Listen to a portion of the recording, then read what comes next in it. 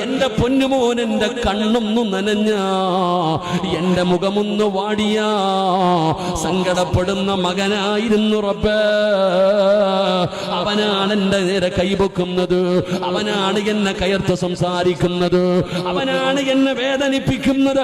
എന്തു പറ്റി പടച്ചവന്? എന്റെ മക്കൾക്ക് എന്തു പറ്റി പടച്ചവന്? അതിനുള്ള മറുപടിയാണ് അല്ല പറയുന്നത്. പ്രായമായിട്ടും നിന്റെ വാപ്പയുടെ കള്ളുകുടി മാറുന്നില്ലല്ലോ, ഉപ്പാന്റെ മോശമായ സ്വഭാവം മാറുന്നില്ലല്ലോ. 60 വയസ്സ് കഴിഞ്ഞിട്ടും ഉമ്മ, പെങ്ങളെ, നിന്റെ ഉമ്മ സീരിയൽ കാണുന്നില്ല, തലമറയ്ക്കാറില്ലല്ലോ, ശപിക്കുകയല്ലേ, ചീത്ത പറയുകയല്ലേ, ഉപദേശിക്കുന്നവരെ കളിയാക്കുകയല്ലേ, തലമറയ്ക്കാൻ പോലും മടിയാണല്ലോ. എന്തുകൊണ്ടാണ് ഇങ്ങനെയാകാനുള്ള കാരണമെന്താ? ഇങ്ങനെ ആകാനുള്ള കാരണമെന്താ? അതിന്റെ കാരണം അല്ലാഹു പറയുകയാണ്.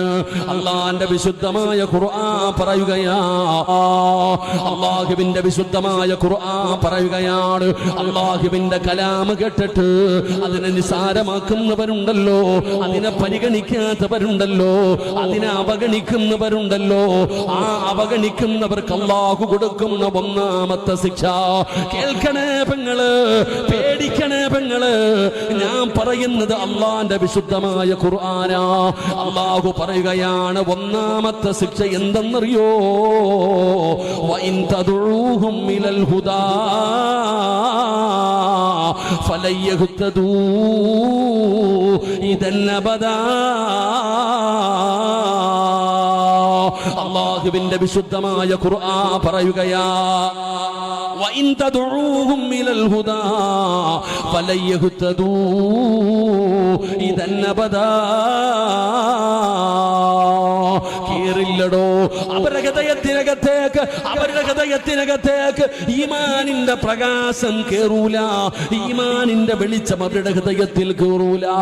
എത്ര വഅദ് പറഞ്ഞാലും അവരുടെ ജീവിതത്തിൽ മാറ്റം വരും. അടച്ചു വെക്കും, ഹൃദയം സീല് വെക്കും. പിന്നെ എങ്ങനെ കേൾക്കാനാ?